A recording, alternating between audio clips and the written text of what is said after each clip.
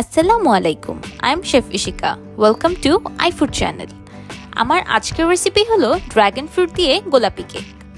আমি 4 লেয়ারের সুন্দর একটি গোলাপি কেক করে দেখাবো, যেটা একদম ড্রাগন ফ্রুটের ফ্লেভারে ভরপুর হবে আর অনেক কালারফুলও হবে। কোনো প্রকার আর্টিফিশিয়াল কালার ছাড়া আর এসেন্স ছাড়া আমি আজকে এই কেকটি বানিয়ে দেখাবো। আপনারা যারা এখনো আমার চ্যানেলটি সাবস্ক্রাইব করেননি, অবশ্যই সাবস্ক্রাইব করে দিবেন আর পাশে থাকা বেল আইকনটিতে ক্লিক করবেন। তো চলুন শুরু করি এই সুন্দর গোলাপি কেকের রেসিপিটি। আমি আজকে স্পঞ্জ কেক না, ময়েস্ট কেক বানাবো। সেই জন্য প্রথমেই একটি বোলে নিয়ে নিচ্ছি 4টি ডিম। আমি বোলটা একটি গরম পানির বাটির উপর বসিয়েছি।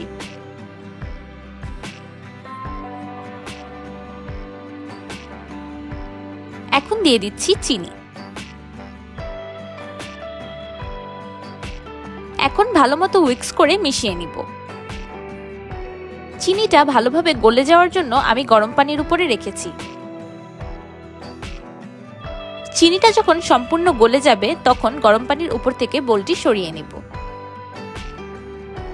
এখন রুম টেম্পারেচারে থাকা বাটার গরম পানির উপর রেখে দিচ্ছি। সেই সাথে দিয়ে দিচ্ছি গরম দুধ। এখন বাটারটাকে মেল্ট হতে সাইডে রেখে দিব। এরই মধ্যে আমরা আগে থেকে উইক্স করে রাখা চিনি আর ডিমটা বিট করে নিব।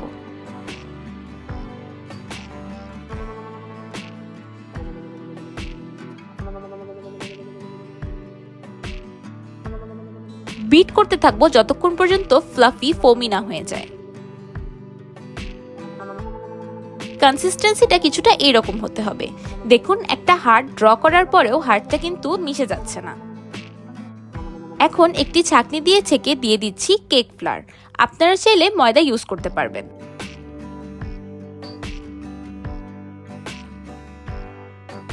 এখন আলতো হাতে খুব ভালোভাবে ময়দা মিক্স করে নিব।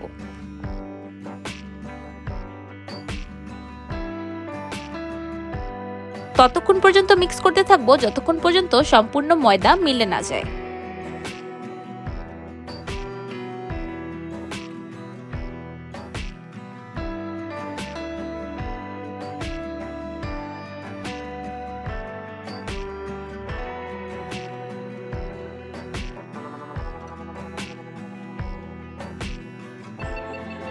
আমার বাটারটা খুব ভালোভাবে মেল্ট হয়ে গিয়েছে। এখন অল্প একটু ব্যাটার নিয়ে এই বাটারের সাথে মিক্স করে দিব।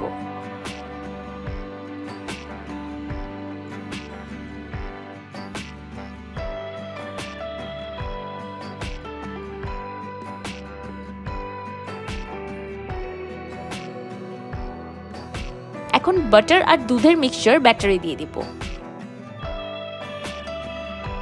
আবারও খুব ভালোভাবে সবকিছু একসাথে মিক্স করে নেব।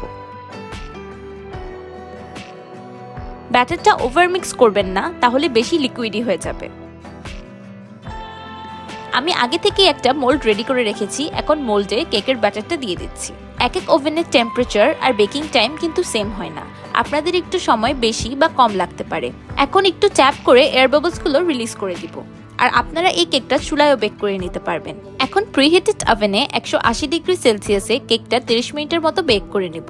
কেকটাকে মোল্ড আউট করার আগে 20 থেকে 30 মিনিটের মতো ঠান্ডা হতে রেখে দিব। এরই ফাঁকে আমি ড্রাগন ফ্রুট প্রসেস করে নেব। আমি একটি বড় সাইজের ড্রাগন ফ্রুট নিয়েছি, সেটাকে কেটে নিচ্ছি।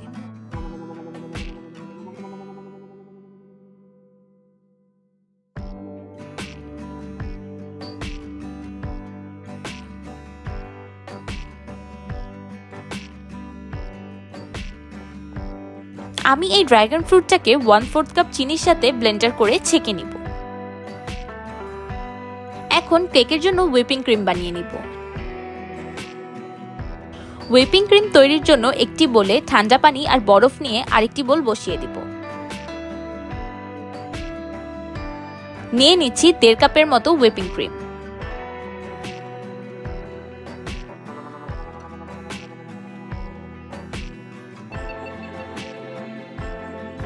সেই সাথে দিয়ে দিচ্ছি 1/4 কাপ চিনি।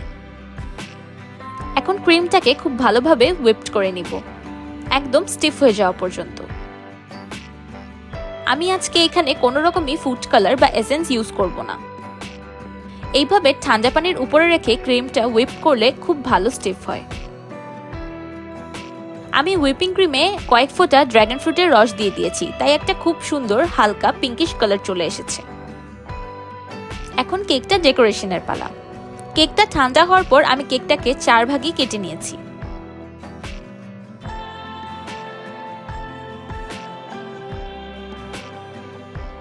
এই যে আমার ব্লেন্ড করে রাখা ড্রাগন ফ্রুটের জুস। এখন একটি ব্রাশ দিয়ে কেকের উপর ড্রাগন ফ্রুটের মিক্সচার দিয়ে দিচ্ছি। এই জুসটাকেই আমি কেকের সুগার সিরাপ হিসাবে ইউজ করব। আরেকটি পাইপিং ব্যাগ দিয়ে দিচ্ছি হুইপিং ক্রিম।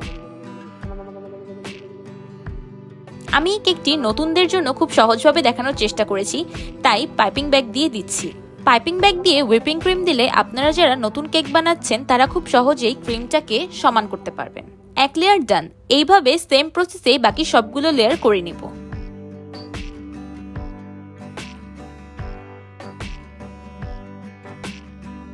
কাজ করার কিছু টেকনিক থাকে, ওই টেকনিকগুলোকে ফলো করতে পারলেই কিন্তু সব কাজই সহজ হয়ে যায়।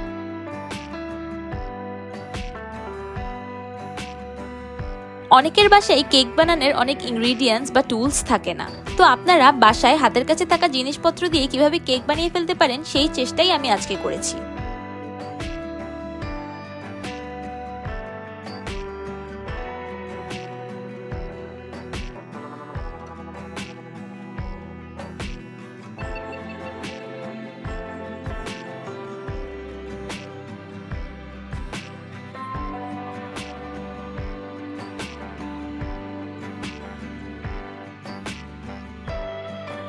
আমার কেকের 4টা লেয়ারই ডান।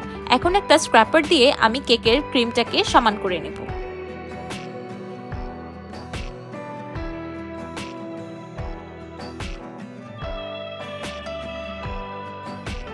আমি এখন কেকটাকে কোর্স কোটিং করে নিচ্ছি।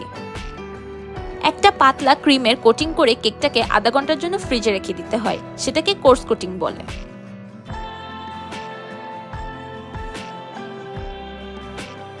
আমার কোর্স কোটিং কমপ্লিট। আমি কেকটাকে আধা ঘন্টার মতো ফ্রিজে রেখে দিয়েছিলাম, এখন বের করে নিয়েছি।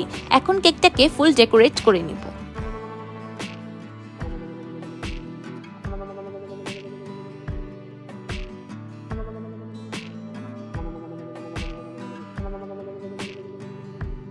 আমি আজকে কেকটাতে তেমন কোনো কঠিন ডেকোরেশন করব না, একদম সহজ এবং সিম্পল ভাবে একটা ডেকোরেশন করব, যেন আপনারা যে কেউই খুব সহজভাবে করে নিতে পারেন।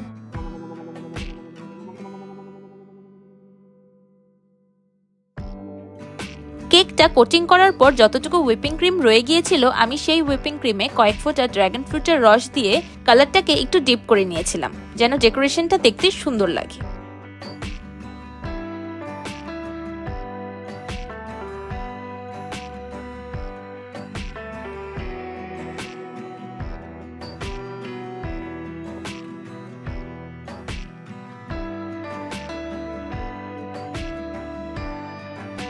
আমি ড্রাগন ফ্রুট ব্লেন্ডার করার সময় এই অল্প একটু ড্রাগন ফ্রুট বাঁচিয়ে রেখেছিলাম ডেকোরেশনের জন্য।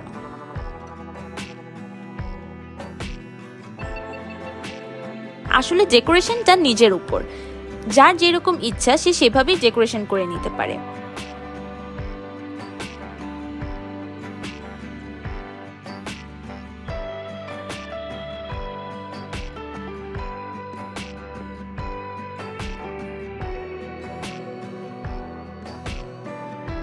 আর কেক ডেকোরেশনের জন্য কিন্তু অনেক কিছু কেনার প্রয়োজন হয় না, ঘরে থাকা জিনিস দিয়েই আপনারা সুন্দরভাবে ডেকোরেশন করে নিতে পারেন।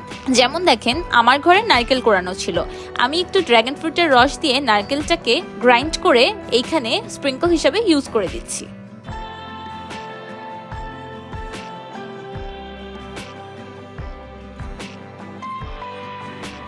আমি কেকের চারপাশেও নারকেলের স্প্রিঙ্কল দিয়ে এরকম ডেকোরেশন করে নিয়েছি, দেখতে কেকটা লাক্সারিয়াস লাগার জন্য।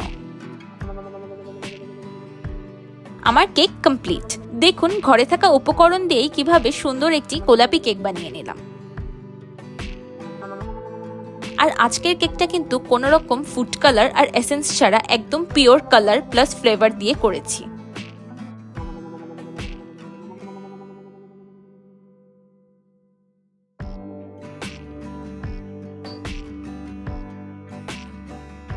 আমি কেকটা কেটে দেখাচ্ছি। দেখুন, দেখেই বোঝা যাচ্ছে কেকটা কতটা সফট। আপনারা যারা ড্রাগন ফ্রুট পছন্দ করেন তাদের কাছে তো এই কেকটা দারুণ মজার লাগবে, আর যারা পছন্দ করেন না তারাও একবার ট্রাই করে দেখবেন, আপনারাও ফ্যান হয়ে যাবেন। ভিতরে কালারফুল কত সুন্দর লেয়ার্স হয়েছে।